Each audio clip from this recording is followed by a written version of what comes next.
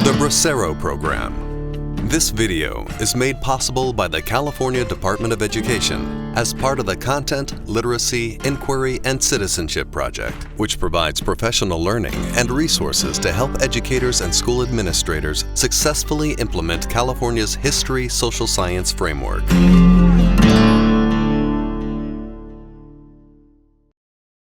This video was developed in partnership with the Sacramento County Office of Education and the Bracero History Archive at George Mason University.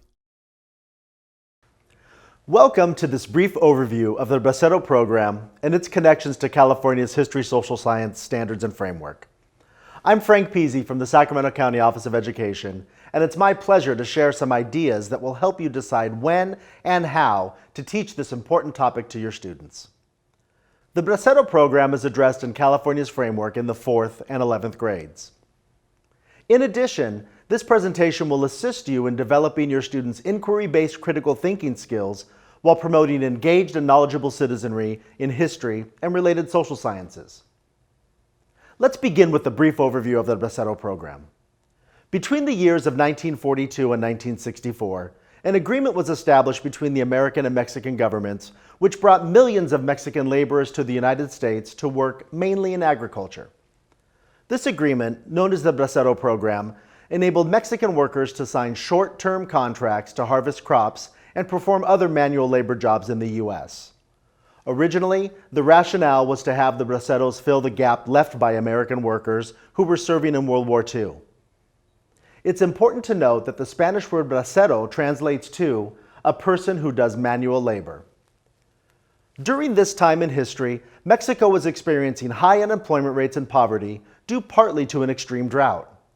While the Braceros experienced challenging living and working conditions in the U.S., many Braceros felt that it was better than having no employment at all in Mexico. As part of the Bracero Program, millions of workers traveled from all across Mexico to the United States. Their destinations were mainly border states such as California, Arizona, New Mexico, and Texas. These border states had large agricultural industries and a high need for laborers. Before coming to the United States, potential laborers were required to go to reception centers in Mexico. Holding their belongings, they applied for work in the hope of being selected for the journey to the United States. In this photo from 1956, hundreds of potential workers are gathered outside of a reception center in Monterrey, Mexico. In this historic image, braceros walk side by side, forming long lines as they trekked for miles through the hot and arid Mexican landscape to ultimately arrive in the United States. During a 2005 audio interview with Pedro del Real Perez, a former bracero, he said, Porque todo el mundo quería venir acá. "Everyone wanted to come here, for good or bad, well treated or poorly treated. Either way, people wanted to come. We needed to come." Before being allowed to cross the border into the United States, the Mexican laborers endured often humiliating medical exams and were sprayed with toxic chemicals in an effort to protect U.S. crops. Here, a large group of approximately 100 braceros is being examined by medical personnel and sprayed with the pesticide DDT. Upon arriving in the U.S., the braceros were transported to locations indicated on their contracts. These locations were mostly farms that needed laborers. The braceros performed back-breaking work known as stoop labor, which involved bending and squatting for many hours. As shown, stoop labor was performed in large fields in order to plant seeds in long rows and harvest various crops. Crops planted and harvested by braceros in California and other western states included cotton, lettuce, tomatoes, grapes, and a variety of other fruits and vegetables. So, when do we teach about the Bracero Program? In the History Social Science Framework, the Bracero Program is addressed in grades 4 and 11. 4th grade teachers may consider teaching about the Bracero Program in units involving immigration and California's rapid population growth. 11th grade teachers might cover this topic while teaching about World War II examining the political and social ramifications of the Bracero Program. Utilizing an inquiry-based approach, you will have the opportunity to go far beyond teaching just the facts about the Bracero Program.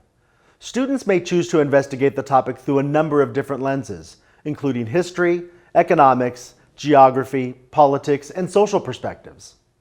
Approaching investigations in these ways is vital for student learning, critical thinking, and literacy. Students will gain an understanding of relationships between events, perspective and bias, and corroboration. These skills should help students relate better to the content. By taking an inquiry-based approach to the Bracero Program, students' individual interests can be sparked, making the content more meaningful. While studying the Bracero Program from the historical perspective, students may investigate events leading up to the creation of the Bracero Program. They may also trace the major events related to the program. Let's examine this timeline. In 1924, the U.S. Congress passed the Immigration Act, which restricted immigration based on country of origin. In 1941, the U.S. entered World War II. In 1942, an executive order created the Bracero Program based on a diplomatic agreement between the U.S. and Mexico. In 1951, Congress passed Public Law 78, which formalized the Bracero Program. In 1964, the Bracero Program ended. And in 1965, Congress passed the Immigration and Nationality Act, which repealed the Immigration Act of 1924. Studying the Bracero Program from an economics lens provides students with the opportunity to learn about the economic impact of the Bracero Program on the United States and Mexico, as well as its economic impact on individual braceros. From the perspective of farm owners, there was a fear that military deployment and new wartime jobs would mean a reduction in the number of available farm laborers. New wartime jobs included assembling B-34 bombers, as depicted here. Farmers were also concerned that they'd need to increase workers' pay drastically in order to attract enough laborers. Students can learn that there was an economic motivation for the Bracero Program. For individual braceros, employers did not always honor their contracts. Pay was often lower, hours longer, and conditions more grueling than promised. For example, in this 1957 photo taken in Watsonville, California, several braceros are comparing their paychecks. The stubs were seldom written in Spanish and often did not include itemized deductions. Braceros had limited ability to contest unfair treatment. They were far from home in a country where they did not speak the language and had few legal rights. Their employers, on the other hand, often had considerable power, especially in their local community, given their familiarity with local laws and customs and personal relationships with law enforcement officers and judges. By studying both the macro and microeconomic implications of the Bracero Program, students will understand why the program was initiated, who benefited from it, who was hurt, and how those benefits and costs for different groups eventually led to the end of the program. From the geography perspective, students can trace the paths of the braceros as they traveled from Mexico to the United States. A focus on geography can expand to discussions about push and pull factors, common routes and challenges of making the trip, and the role of social and information networks in braceros' decision-making process.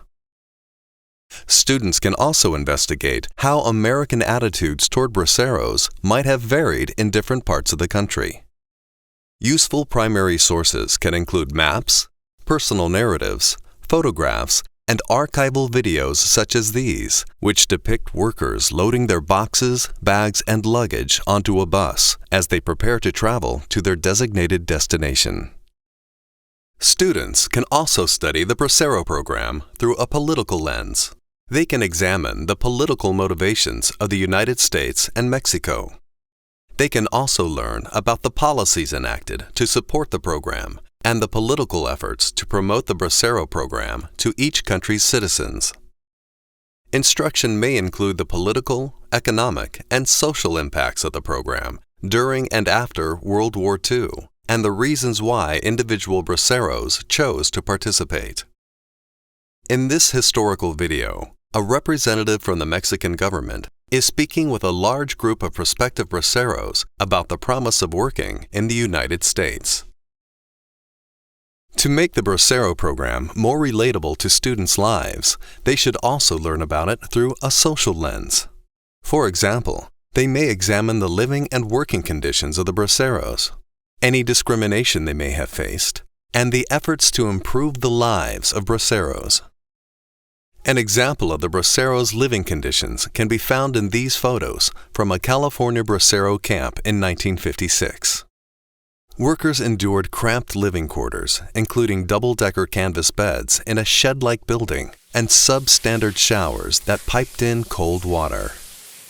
It is worth noting that American farm workers and Mexican braceros were typically kept separate, which can provide important insight into the program and the general attitudes toward immigrant workers from a social perspective. With this information, students could create a double diary entry showing multiple perspectives of the bracero experience. The experiences of the braceros help to shape the world we live in today.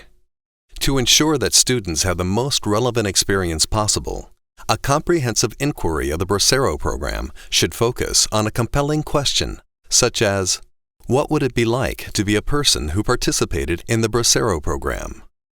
Was the Bracero program fair to Mexican workers and U.S. workers? How can the history of the Bracero program help us understand the issues of immigration and citizenship today? Would a program similar to the Bracero program be possible today? What were the economic and cultural effects of the Bracero program during and after World War II? While students' understanding and responses will vary in sophistication depending on age, these compelling questions are effective with both the 4th and 11th grade students. We hope this video has provided a helpful overview of the Bracero program and has given you some tangible ideas about how to infuse it into your curriculum. To find more resources for educators related to implementing California's History Social Science Framework, please visit the Content, Literacy, Inquiry, and Citizenship Project website at californiahss.org. Thank you to the Bracero History Archive for the use of their historic images and oral histories, and to the Library of Congress for the Rand McNally and Company map image, and to the Smithsonian Institute for the use of the Bracero fumigation image, which was photographed by Leonard Nadell, courtesy of the National Museum of American History. The public domain video entitled Why Braceros, produced by Wilding Butler Division of Wilding Incorporated, was the source of the various video clips used in this project. Technical production of this video was performed by the Sacramento County Office of Education's Internet and Media Services Department.